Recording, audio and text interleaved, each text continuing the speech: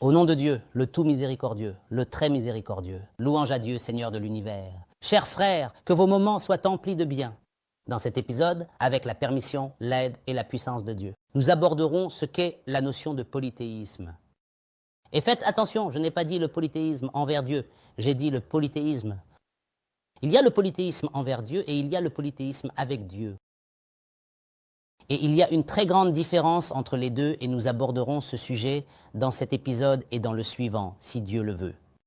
Tout d'abord, la question. Quelle est la notion de polythéisme ? Et pour comprendre ce qu'est le polythéisme, il faut examiner les versets du livre de Dieu, exalté soit-il, où l'on constate que le polythéisme est mentionné et il est rare qu'une page du Coran en soit dépourvue.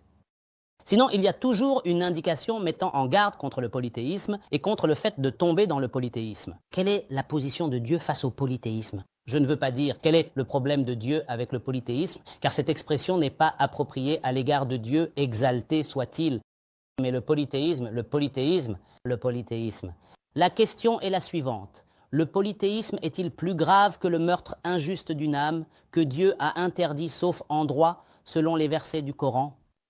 Oui, il n'y a aucun doute à ce sujet. Alors, quelle est la comparaison entre le meurtre, que nous savons tous être un acte horrible et grave, une atteinte à la vie? Quelle est la comparaison entre cela et le polythéisme ? Imaginez, chers amis, que Dieu, dans la sourate Al-An'am, a mentionné 18 prophètes faisant l'éloge de 18 prophètes successivement à partir de sa parole, et telle est notre argumentation que nous avons donnée à Abraham. À la fin de ce passage, Dieu le Très-Haut dit « Et s'ils avaient donné des associés à Dieu, alors tout ce qu'ils faisaient aurait été rendu vain. » C'est-à-dire, malgré tous les efforts que les prophètes ont déployés dans la transmission du message, les épreuves qu'ils ont endurées et leur patience face aux souffrances. Ils ont consacré toute leur vie. Toute vie est faite pour appeler Dieu vers Dieu, le Très-Haut. Notre Seigneur a dit « Et s'ils avaient donné des associés à Dieu, alors tout ce qu'ils faisaient aurait été rendu vain. » En résumé, tous leurs efforts seraient anéantis d'un simple trait de plume. Qu'est-ce que ce polythéisme ? Le polythéisme est capable de détruire la vie du prophète, même celle du prophète lui-même. Laisse tomber ton cas et le mien. C'est une autre question. Pourquoi le polythéisme est-il associé à l'ingratitude envers les parents ? L'ingratitude envers les parents est un péché et le polythéisme est un péché immense. Il n'y a pas de problème. Mais alors quoi ? Quelle est la sagesse derrière l'association du polythéisme à l'ingratitude envers les parents ? Adorez Dieu et ne lui associez rien et faites preuve de bienveillance envers vos parents.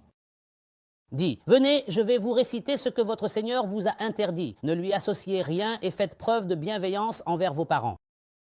Nous avons pris l'engagement des enfants d'Israël qu'ils n'associent rien à Dieu et qu'ils fassent preuve de bienveillance envers leurs parents. Quel est le secret de l'association entre le polythéisme et l'ingratitude envers les parents ?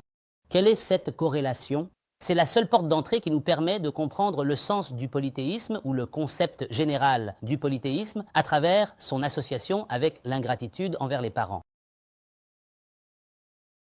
Le polythéisme, en résumé, c'est de donner à Dieu un égal alors qu'il est ton créateur. Je ne dis pas que cette définition est fausse, mais ce concept n'est pas précis pour expliquer ce qu'est réellement le polythéisme. Le polythéisme, mes chers amis, c'est un manque de respect envers Dieu, exalté soit-il. C'est-à-dire que la personne polythéiste est celle qui manque de respect envers Dieu, peu importe ce qu'elle fait. Nous y reviendrons. Le polythéisme, c'est un manque de respect envers la majesté de Dieu, exalté soit-il. Le polythéiste, aux yeux de Dieu, est une personne de grande moralité. C'est là le secret du lien entre cela et la désobéissance aux parents. Car Dieu, exalté soit-il, est le Seigneur des seigneurs et le Seigneur des mondes, tandis que le parent est ton petit Seigneur. Voilà le secret de cette association, car l'enfant ingrat envers son père est irrespectueux, et par conséquent, le polythéiste est irrespectueux envers Dieu, exalté soit-il. Voilà le secret de cette association. Je voudrais vous raconter ou vous illustrer cela à partir de la réalité. Supposons que quelqu'un vienne te dire que telle personne a tué son frère avec un couteau. C'est un crime grave. Tu seras choqué et étonné, mais tu laisseras quand même une place à la justification et à la recherche de la raison. C'est-à-dire, si quelqu'un vient te dire qu'une personne a poignardé son frère avec un couteau, tu t'indignes de cette parole, mais tu te demandes pourquoi? Qu'est-ce qui s'est passé exactement? Pourquoi l'a-t-il tué? Tu laisseras une marge et un espace pour les justifications afin de comprendre la raison. Est-ce qu'il le méritait? Mais si quelqu'un d'autre vient te dire « J'ai vu un tel que tu connais », il a frappé son père avec un bâton sur le marché jusqu'à ce qu'il le laisse gisant à terre. Nous savons qu'il y a eu un meurtre. Celui-là a tué son frère, tandis que l'autre n'a pas tué son père. Il l'a seulement frappé avec un bâton jusqu'à le jeter à terre, ou il lui a donné une gifle, comme on dit. La comparaison entre les deux crimes, le meurtre est plus grave. Mais toi qui as entendu la nouvelle que ce fils a frappé son père avec un bâton jusqu'à le terrasser devant tout le monde, tu ne laisseras aucune marge à la justification. Il est impossible que tu laisses une marge pour que le fils te justifie pourquoi il a frappé son père. Vous comprenez maintenant ce qu'est le concept de polythéisme et ce qu'est le concept d'impolitesse. Car pour toi, ce fils, c'est fini. C'est un fils perdu, on ne peut rien attendre de bon de lui, parce que c'est le Père. C'est le Père qui l'a élevé et qui a été la cause de son existence dans la vie. Et toi, devant les gens, tu le frappes jusqu'à le terrasser. Je ne te laisserai aucune excuse pour justifier cet acte. Il n'y a de force et de puissance qu'en Dieu. Son père l'a giflé devant les gens. Ce fils, c'est une honte. Tu pourrais même dire que ce n'est pas vraiment mon fils. Il ne peut pas être son père, alors qu'en tant qu'affaire ou crime, sans la dimension morale qui y est liée, c'est moins grave que de tuer une personne. Voilà ce qu'est le concept de polythéisme. Et je vais vous donner un autre exemple. Imaginons qu'un enseignant à l'école donne un devoir à ses élèves. Il y avait un élève intelligent, soigné, bien habillé, qui a fait le devoir parfaitement et a corrigé sa matière. Et il y avait un autre élève négligent, mal habillé. Il n'apprend pas son devoir. Il n'écrit pas le devoir. Il ne corrige pas non plus. Il est certain que le professeur félicitera l'élève studieux et punira l'élève négligent. Mais la question est, va-t-il le punir par vengeance et avec amertume ou dans le but de corriger ce comportement? Il ne fait aucun doute qu'il ne le punira pas avec amertume ou vengeance. Mais imaginez que cet enseignant écrive sur le mur ou sur le tableau et que cet élève studieux, soigné et propre, qui a fait tous ses devoirs, intervienne. Il a pris une pierre et des cailloux et les a lancés sur le professeur.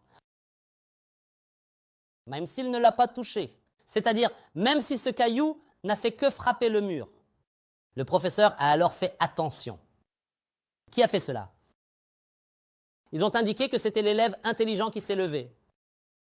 Que va faire le professeur? Il va le punir. Va-t-il le punir avec amertume et vengeance? Oui. Même s'il est excellent dans ses devoirs. Pourquoi? Parce qu'ici, il ne s'agit pas de devoirs ni de tâches à accomplir. Ici, il s'agit d'un manque de respect envers la position de l'éducateur, de l'enseignant, du professeur. Il dira « Amenez-le immédiatement, rassemblez toute la classe et frappez-le avec amertume et vengeance pour que cela serve d'exemple aux autres. » Alors qu'en réalité, si l'on considère l'affaire, ce n'est qu'un simple caillou qui n'a même pas touché le professeur. Pourquoi? Parce que le sujet ici, mes amis, est d'ordre moral et concerne le statut du professeur. Un manque de respect, il le frappera violemment. C'est donc le secret pour lequel, si les prophètes avaient commis le polythéisme, tout ce qu'ils auraient accompli aurait été annulé. Tous leurs efforts ne vaudraient rien face au fait qu'ils manqueraient de respect en présence de Dieu, le Très-Haut. C'est là la conception générale du polythéisme. Dans les prochains épisodes, nous expliquerons la différence entre le polythéisme envers Dieu et le polythéisme avec Dieu. En attendant de vous retrouver, je vous laisse sous la protection et la garde de Dieu.